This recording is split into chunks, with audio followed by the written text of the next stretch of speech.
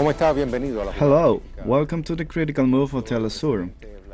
President Vladimir Putin's announcement on August 11 that the first COVID-19 vaccine had been certified generated a commotion both by health authorities and by the media, who are targeting this achievement by Russia in the fight against the pandemic. Where does the world stand in this battle? How much does the scientific discovery of Russia provide? Who are following its footsteps? Who are standing up as detractors?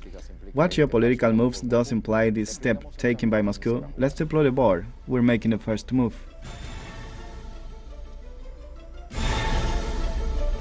The Russian Ministry of Health declared the country has just produced the first batch of the vaccine from Gamaleya Research Institute of Epidemiology and Microbiology. Its large-scale production is scheduled to take place in a few weeks. But let's recap on this important announcement and reactions. For the first time in the world, a vaccine against the novel coronavirus was registered. It's quite effective, provides a long-lasting immunity. I know this very well because one of my daughters was injected with it, participated in the experiment. After the first injection, it had a temperature of 38 degrees, the next day just over 37, and that's it. After the second injection, her temperature went up a little too, but then it went down, and she felt fine. What counts most is that we can guarantee the unconditional safety of this vaccine and its effectiveness in the future. I hope this is achieved. We received preliminary requests for about 1 million doses for the Russian vaccine. We also have established a partnership to produce the vaccine in 5 countries, and we have the capacity to produce 500 million vaccines in the next 12 months. We will not produce vaccines only in Russia. We will produce them together with other countries in a true partnership. We will work to make the vaccine available in the world for countries that want it, for countries that need it. These issues must not be politicized. Once foreign scientists truly understand the logic and science behind the Russian vaccine, many questions will be sort of answered. In April, the WHO called on world leaders. In just 3 months to date, 9 vaccine candidates are already in the COVAX portfolio and going through phase 2 or 3 trials. And this portfolio, which is already the largest in the world, is constantly expanding. The vast majority of vaccines fail in their early development. The world needs vaccine candidates of different types to maximize the chances of finding a winner. When a successful vaccine is found, there will be more demand than supply. Excess demand and competition for supply are already creating vaccine nationalism and the risk of higher vaccine prices.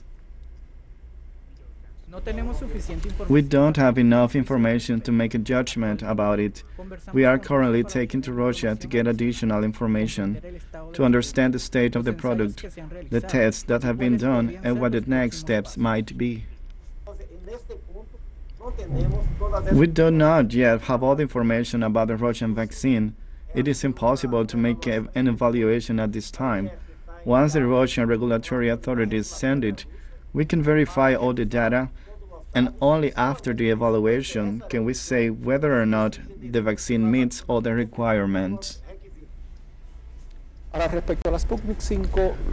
the Sputnik 5, the Russian vaccine, you may ask yourself, what characteristic does it have? How was it obtained? What principle is its composition based on? Let's see. On August 11, President Vladimir Putin announced the creation of the world's first registered vaccine against COVID-19, named Sputnik 5, named after the first Soviet satellite launch in 1957. The vaccine was created by Gamaleya Research Institute of Epidemiology and Microbiology in adenoviral vector Rad26 and Rad5, very old viruses that act on the respiratory tract. These were removed from replicative DNA so that they do not have the capacity to multiply, and part of the genome of SARS-CoV-2, the novel coronavirus causing COVID disease. According to scientists, it is safe to use adenovirals as vectors, as they cause a common cold. The doctor from the first state medical university in Moscow, German Arenas, added, Two adenovectors are used. The first one carries the genetic information that's in charge of dividing the reactions of the cells to the S protein, and the second one inhibits the replication of the virus, so that in case it earlies to cell, it's not be able to replicate. This is the hallmark of the Russian vaccine. This vaccine has gone through phase 1 and phase 2 clinical trials, completed on August 1st. The participating volunteers passed the test without difficulty, suffered no adverse reactions. To date, none have contracted the coronavirus after undergoing treatment. The third phase of trials began on August 12 in several Middle Eastern and Latin American countries, including Brazil and Mexico. The vaccine was officially registered by the Russian Federation's Health Ministry, and the process of inoculating all Russian citizens is expected to begin soon. The World Health Organization is in contact with the authorities of Russia to evaluate the effectiveness of the treatment. The first batch has already started production in the country and is scheduled for large-scale production within a month. Let's gain clarity on its characteristic and harmful effects. Let's make a brief description of the novel coronavirus, which causes the disease known as COVID-19. The World Health Organization defines the concept of coronavirus as a family of viruses that produce various diseases in both humans and animals. Their symptoms can range from a common cold with these respective characteristics to severe acute respiratory syndrome, SARS, highly contagious. In some cases, it can lead to death. According to the Centers for Disease Control and Prevention, coronaviruses are common worldwide. Such is the case of the novel coronavirus 2019 SARS-CoV-2 causing COVID-19 disease, identified for the first time in the city of Wuhan in the Chinese province of Hubei in past December, extended to the rest of the world. The symptoms of the disease are diarrhea, nausea, fatigue, headache, redness of the hands and feet, problems with the digestive and nervous systems, cough, pneumonia, muscle pain, fever, and difficulty in breathing. However, there have been cases of asymptomatic patients, that is, those who have the virus but do not have any of the symptoms described above and can still infect others. The World Health Organization has warned about the ease of spread in the absence of a vaccine to cope with COVID-19. For this reason, several nations have taken severe measures such as suspending flights, work and academic activities, imposing quarantines, and reinforcing security at ports and airports where medical checks are applied to passengers who arrive. Among the advice given by the WHO are the use of mask, face, and hot shields to cover your nose and mouth when coughing or sneezing. Avoid crowds. Wash your hands frequently for at least 20 seconds with soap and water. Avoid touching your eyes, nose, or mouth with dirty hands, and most importantly, see a doctor as soon as any of the symptoms are identified.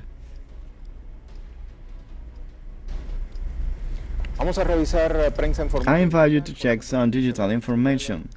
Let's see what Deutsche Welle titled on August 13, also a special date for Cuba.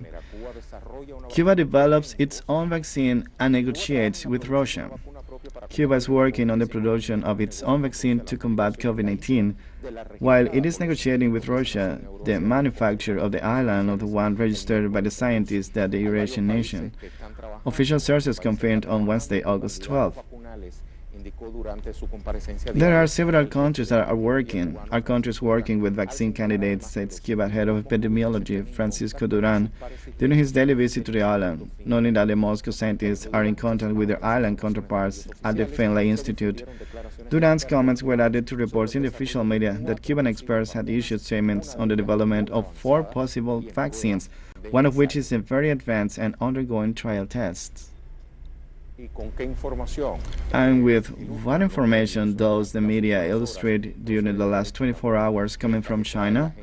Let's check Xinhua Agency. First patent granted for China's COVID-19 vaccine. The National Intellectual Property Administration has granted the first patent for the COVID-19 vaccine in China.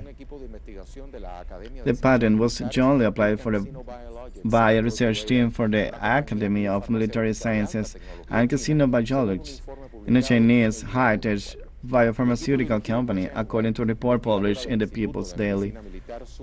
The team, led by Chen Wei, a researcher at the Institute of Military Medicine under the Academy, developed the COVID-19 recombinant vaccine with a defective adenovirus-modified last effector. In March, the vaccine became the first in China to gain approval to enter clinical trials.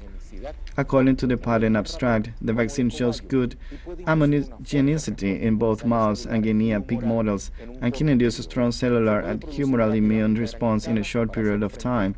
It can be rapidly produced on a large scale to cope with the outbreak of the epidemic. The vaccine has completed stage 1 and 2 clinical trials, which have verified its safety and immunogenicity.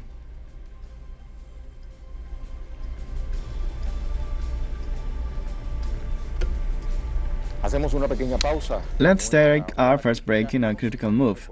But remember, there is always a strategic move in social media for you to participate.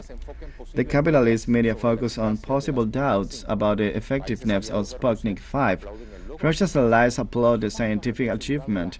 How much the geopolitics of the pandemic has been reconfigured by this vaccine intended to put COVID-19 in check? Leave your opinion. Let's take a short break.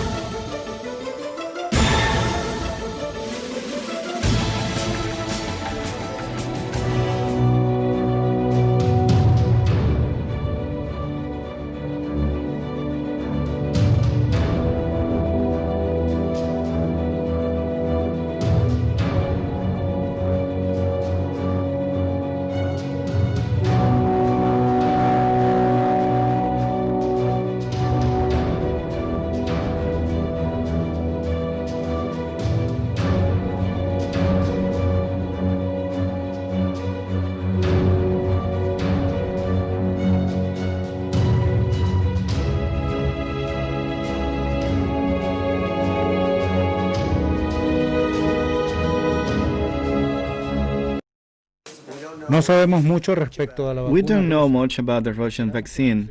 We hope it will work. Certain trial has been stopped, and we think it's important to go through the process.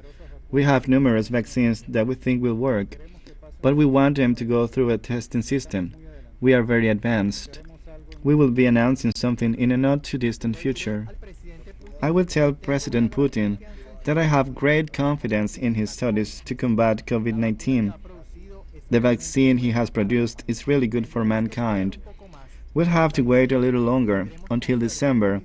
We'll hopefully have a COVID-free December and be able to enjoy the Christmas season. And just so there's no doubt about how important it is to us, it'd be the first one to be vaccinated, because I care so much.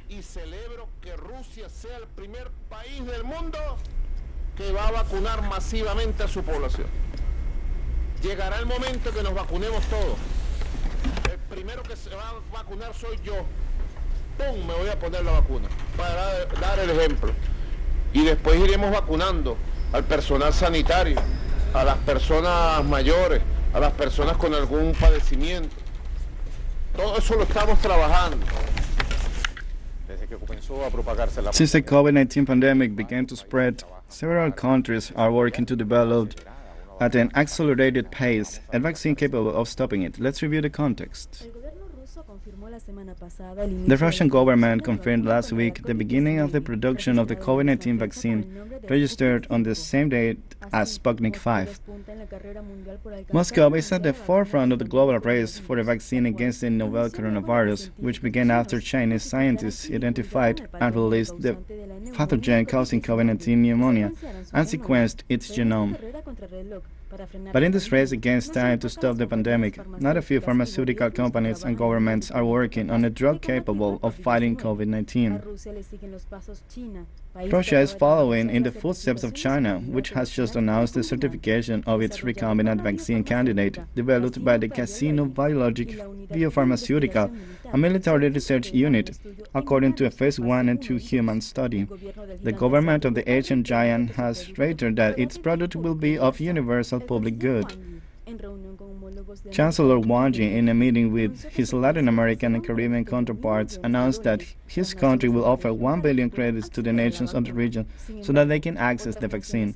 However, other nations and pharmaceutical companies are showing tentative prices, while governments with resources are buying large quantities of doses in advance. Such is the case of the American Modern Biotechnology Company, which calculates a price between $50 and $60, according to the Financial Times. Others, such as Pfizer and American companies, have said they plan to make profits from their vaccines, while some drug manufacturers, including Johnson & Johnson, have announced that their vaccines will be non-profit. With government funding of $84 million, Oxford University is working with AstraZeneca Biopharmaceutical on the large-scale manufacture and possible distribution of a vaccine. Its plans for clinical development and production are moving ahead at a rapid pace. Scientists from Brazil, Argentina, Colombia, Uruguay, Mexico, Chile, and Cuba have also announced advances that will improve the treatment of the disease. In the case of the island, the distribution and use of recombinant interferon alpha-2b has been a great contribution to the fight against the coronavirus. Also, the Russian Direct Investment Fund expressed the possibility of producing the antiviral drug Avifar in the Caribbean nation. In parallel, scientists from the Finley Institute in Havana are advancing in the production of the vaccine with its own label, while joint negotiations are underway to manufacture the nation's Sputnik V. And right after having done this preamble, we start the analysis in a critical move. We have from Chile Esteban Maturana, doctor and union leader, vice president of National Confederation of Municipal Health Officials, and from Mexico, Dr. Carlos Pantoja, epidemiologist from National Autonomous University of Mexico, UNAM. Welcome both of you to our critical move.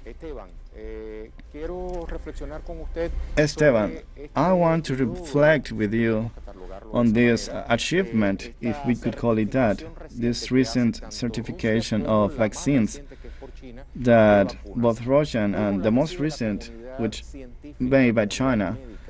How is it received by the scientific community, the medical community, beyond the borders of those countries? Well, truth is that the coronavirus pandemic has brought a very complex situation around the world. And millions of people have been infected all over the world and has brought a lot of death. So it has continued to advance in all the countries in the world. So in order to not being able to control, a lot of outbreaks have emerged.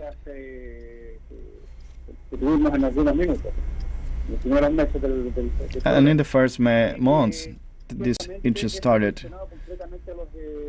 And when it comes to health problems, we have seen that the health staff have to face a lot of deaths in the world. But this is such a serious and complex situation, what we are seeing. It's something more relevant that we see today is the appearance of this vaccine.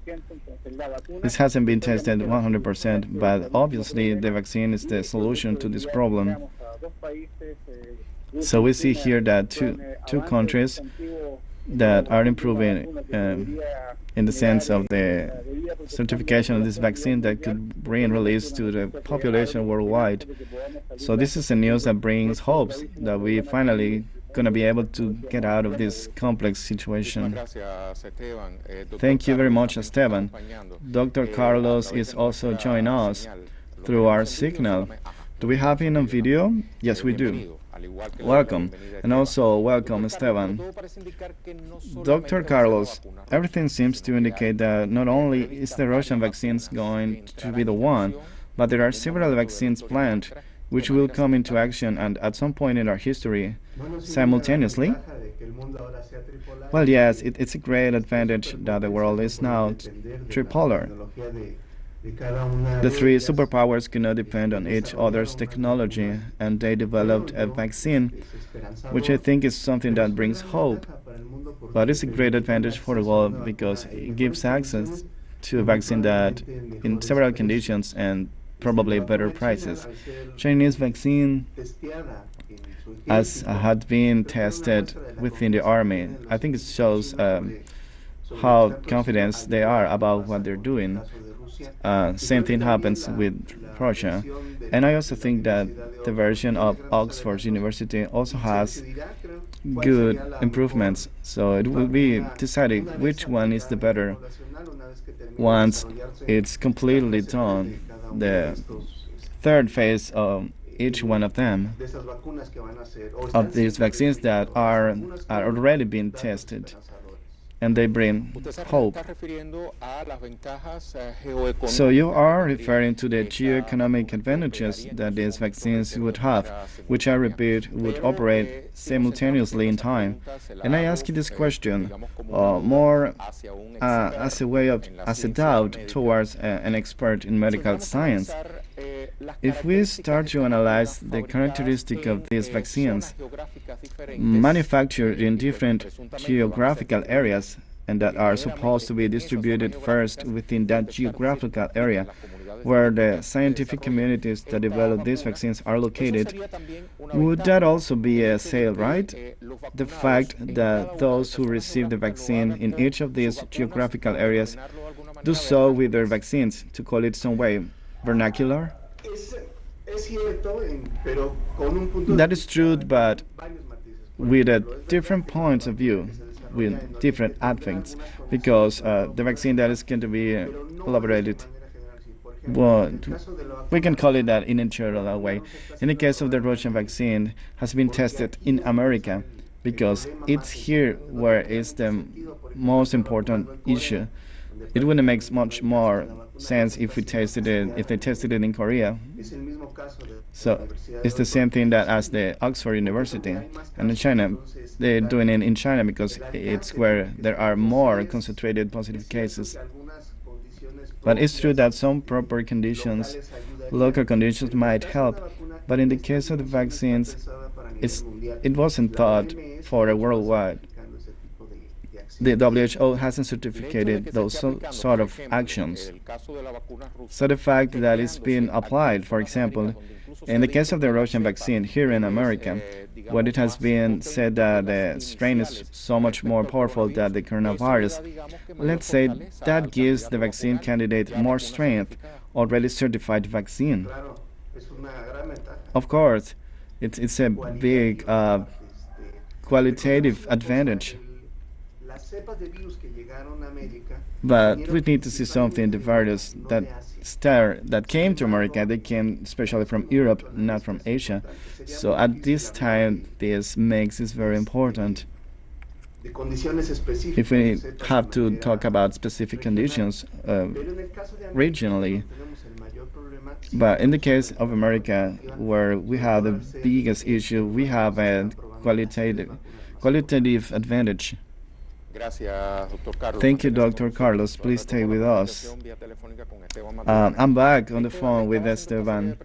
Esteban, I was asking Carlos this series of questions because I want to get to a subject that is not minor, and it is that media campaign, fundamentally from the Western press, allied in one way or another to the United States and Europe, and setting doubts in the first place, possible doubts about the Russian vaccine at this moment. But we have no doubt that at some point they will start focusing on the Chinese vaccine, and at some point also to the Cuban vaccine. How do you see it? How do you see this? Well, I would say that on these debates that are going around revolving the vaccine, I think that the vaccine, of course, should be tested on big groups of population to avoid collateral effects. And this vaccine in general creates immunity in persons, so when they face again the contagions, so they won't develop the disease. So this is the mainly objective of this vaccine.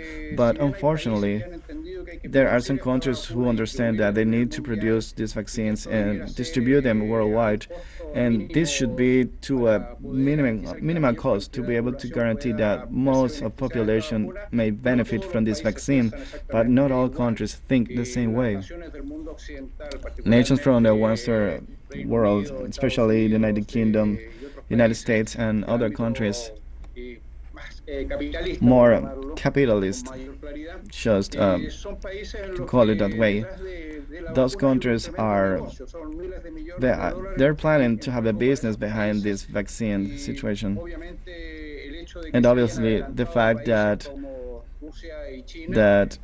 countries such as Russia and China had already doing it represents an issue and a problem for them. So they're trying to generate doubt among the population so they don't get the vaccine. That's where my thoughts were coming from. Who would benefit from this trial of doubt about the Russian vaccine? Well, the truth is that no one would benefit, because this would mean that would be in a scenario where people would fear to get the vaccine, and obviously that is not the objective that for this vaccine was intended to.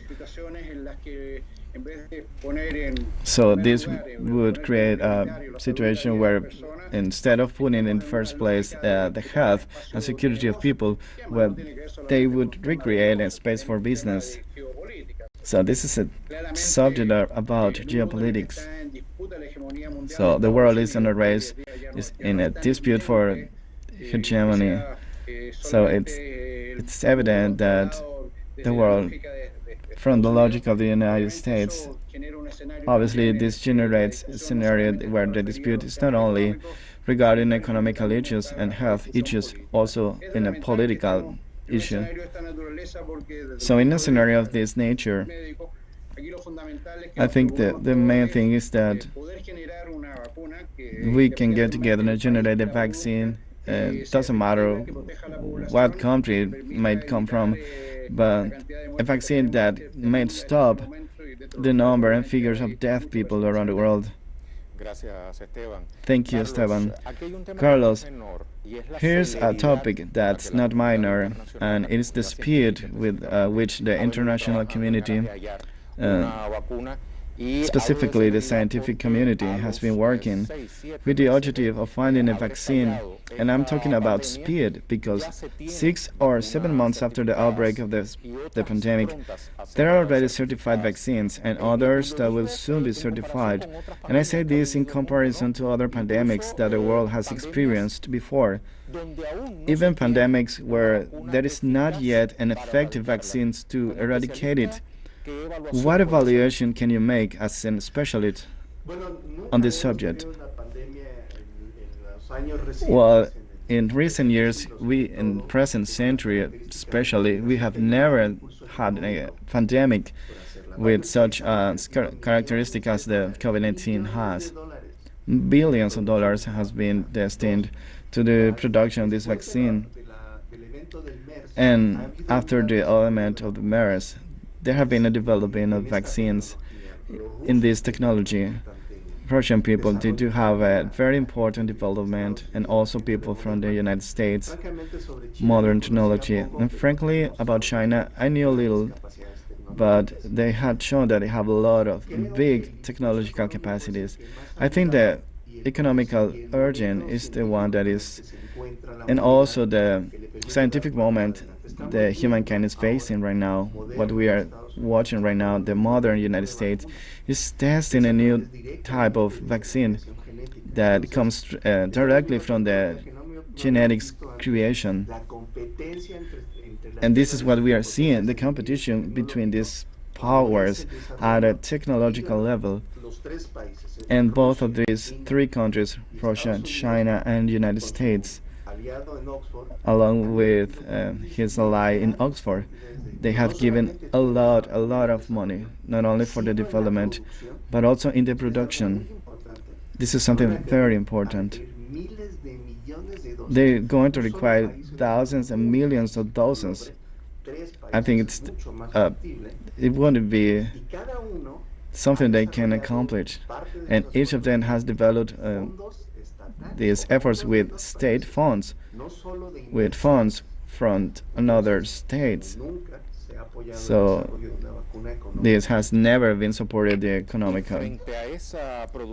And in the face of this production with the economic backing, it is also important to know how those who are ahead think of geographically small countries, countries unjustly sanctioned, besieged, blocked by the great hegemon, and yet are also capable of joining the production of vaccines.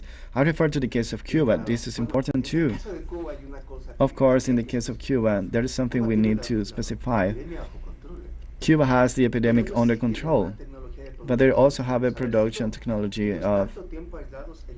They have been for so long isolated that they have developed something. So in the case of Cuba, we talk about something very particular, and they have gone out to help a lot of other countries in the midst of the pandemic, and they have developed high technology, and I think this is something important. And in the case of America, it's an advantage because Cuba and Brazil, which are very important developers, candidates and those are the ones who have distributed a big quantity of effort throughout Latin America. And also it's the case of Cuba and Venezuela. Those are countries who also they still have the control over the epidemic, and they're going to be accompanied now by those countries who have the control over these vaccines. And I think this is what is going to guarantee the control over this situation. It's a great advantage. Dr. Carlos, thank you so much for your words for Telesur. And I also thank Dr. Esteban, both of you, for your time for our critical move today. Thank you so much. Let's go to conclude. Well, I'm getting ahead in time, right? It's Monday. The week has just begun for those of us who joined today Monday, because as you know, Telesur works from Monday to Sunday, 24/7, right? So we're not going to conclusions. We're taking a short break, and in the middle of that break, you're going to reflect a little more with our strategic move. The capitalist media focus on possible doubts about the effectiveness of Sputnik 5.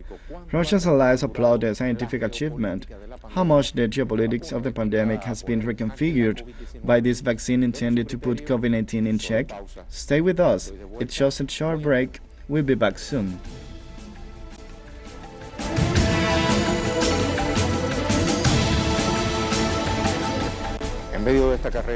In the midst of this race to find a vaccine capable of slowing the progress of COVID-19, I invite you to review how the private and public health systems have been set against each other during the current pandemic. The health crisis caused by the novel coronavirus pandemic has exposed the collapse of the global health system, especially in countries where the privatization of health services is predominant. In the midst of this situation, public hospitals are suffering from a lack of personnel, one of the consequences of the cutback policies of neoliberal governments that privatize private clinics. In countries like Italy, Spain, the lack of personnel became more evident. Health inputs and primary care gradually deteriorated in the face of increasing number of cases. In the United States, where public health care is practically non-existent, medical costs are exorbitant for patients. For example, tests for COVID-19 cost over $3,000. In addition, at least 27 billion people are not covered by health insurance.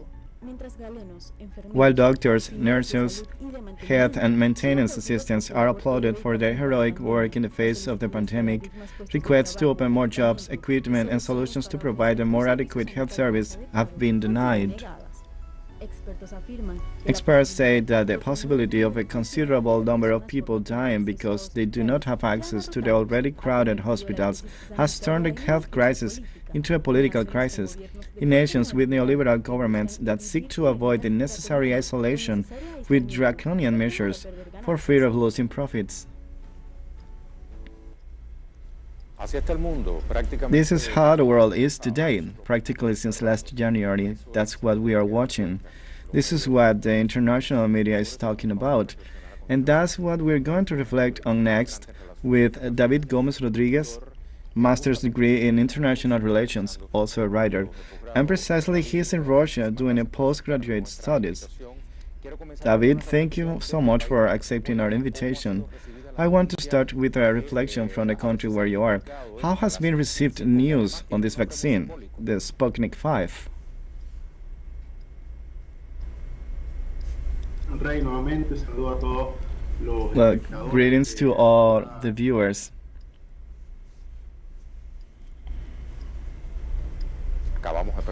We just lost the communication with David.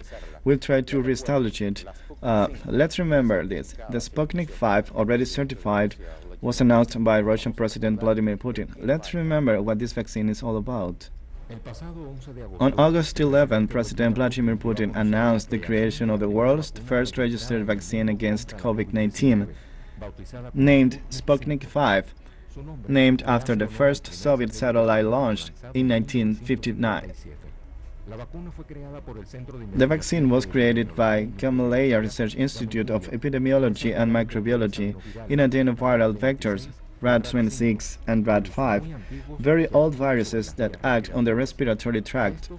These were removed from replicative DNA so that they do not have the capacity to multiply, and part of the genome of SARS-CoV-2, the novel coronavirus causing COVID-19 disease, was inoculated. According to scientists, it is safe to use adenovirals as vectors, as they cause a common cold. The doctor from the First State Medical University in Moscow, Herman Arenas, added, 2 adenovectors are used. The first one carries the genetic information that is in charge of inviting the reactions of the cells to the S protein, and the second one inhabits the replication of the virus, so that in case it enters the cell, it is not able to replicate. This is the hallmark of the Russian vaccine. This vaccine has gone through phase 1 and phase 2 clinical trials, completed on August 1st. The participating volunteers passed the test without difficulty, suffered no adverse reactions. To date, none have contracted the coronavirus after undergoing treatment. A third phase of trials began on August 12 in several Middle Eastern and Latin American countries, including Brazil and Mexico. The vaccine was officially registered by the Russian Federation's Health Ministry, and the process of inoculating all Russian citizens is expected to begin soon. The World Health Organization is in contact with the authorities of Russia to evaluate the effectiveness of the treatment. The first batch has already started production in the country and is scheduled for large-scale production within a month.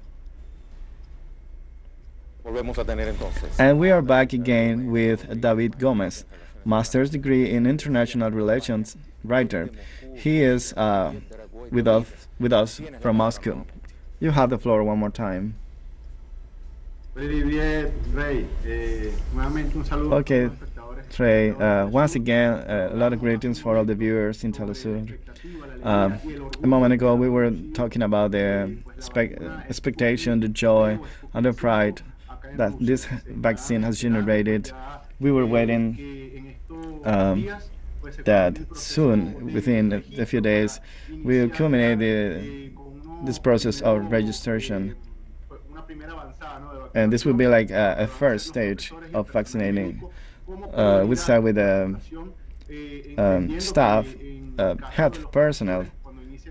And in the case of professor, when the educational process start again soon in September. So when it comes to the quarantine, it has been an intensive time. And also with the doctors who has been frontline fighting against the COVID-19, especially in this country. So it is important that we say that Russia has a very solidarity position when it comes to this vaccine. And it's important to see this in this symbolical context and in this geopolitical context. And understanding that this name that was given to this vaccine expresses a very important message throughout the whole planet. It's Russia projecting its science, projecting a strong voice, strengthened voice with solidarity for humankind. There are some people who have manifested their doubts regarding to what is the scientific improvement when it comes to this country. But it is important for us to remember history, and it's necessary for us to see the important role that Russia played when it was the former Soviet Union in countries such as Africa, and also when it goes through such complex situation like when it comes to Middle East, and it's there supporting with solidarity. It doesn't matter if the problems come from economical, social, or political. And it's just as part of the campaign against Sputnik 5. This Russian vaccine, it has to do, according to the Western media, with some sort of a signal that President Vladimir Putin is sending to the former Soviet Union by calling this certified vaccine with the name of the first artificial satellite that was launched by the former Soviet Union into outer space. Thus, all this have to do with the demonization that we have been seeing in the last decades against communism, against what could be seen as a remnant of the Soviet world, and the good that the Soviet Union did in the world. It's a ghost that travels the world, says the great Communist Manifesto.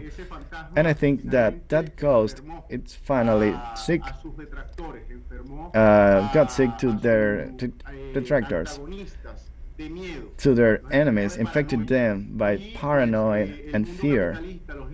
In these leaders of capitalist world, they keep on fighting against codes, against phantoms, and this has made such harm to the politics in the world.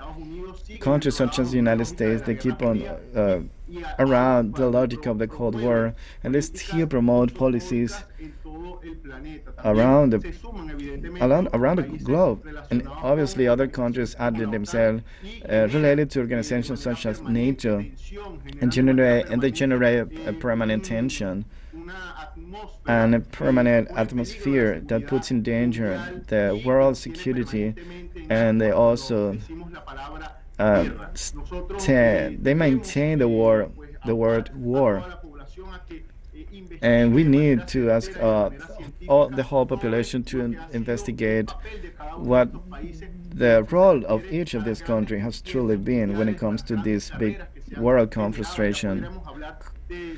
And we can talk also about the space race, and we can talk about what it meant, the tension in this moment where these confrontations generated when it comes to a nuclear point of view. But now we see this context where there is a race, which is important in the sense of what it means, saving the health of the world. We need to remember that COVID-19 has taken more than 700,000 people from the face of the earth. More than 700,000 people have died, and more than 2.6 billion people have been infected with this disease. And the fact that Russia, the former Soviet Union, it's already pronouncing as the first country that is going to provide a vaccine to combat this virus. It's something very amazing, something that has touched everyone, especially that has choked the life of the people day by day. And this is very important, even more important that we highlight the fact that some people that want to take this as an opportunity to make business, because it's all about the capital, and tying up finally the destiny of the humankind to that. But this solidarity that has already been put out there to start manufacturing vaccines, like in the case of Cuba and also Russia, where this strategic relation has already been started, and also in countries such as Brazil, Bolivia, Venezuela, where important relationship has been generated around this when it comes to containing the advance of the COVID-19 pandemic. So we are going to see that in Russia, it's going to be the first country who will be free from COVID-19, and it will be such as the Sputnik, at an expansion point of view, sending a message of peace for all humankind. Thank you so much, David, for this reflection for our critical move. See you soon. Okay, now let's go to conclusions.